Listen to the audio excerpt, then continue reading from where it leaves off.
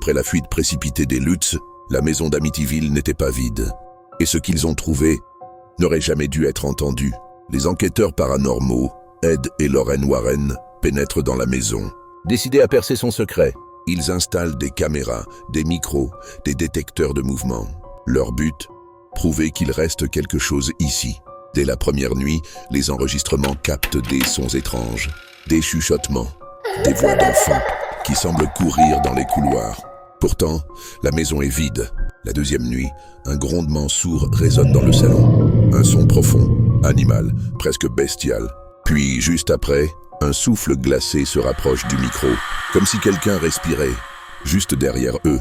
Mais le plus terrifiant reste une photo prise à l'étage, en infrarouge.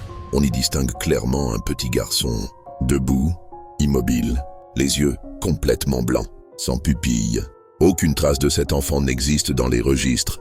Certains enregistrements, quant à eux, ont été censurés, officiellement, pour protéger le public. Officieusement, parce que ce qu'ils ont entendu ne venait pas de ce monde. Un des enquêteurs raconte qu'à un moment, il a senti un souffle glacial derrière son oreille, puis une voix qui a murmuré son prénom.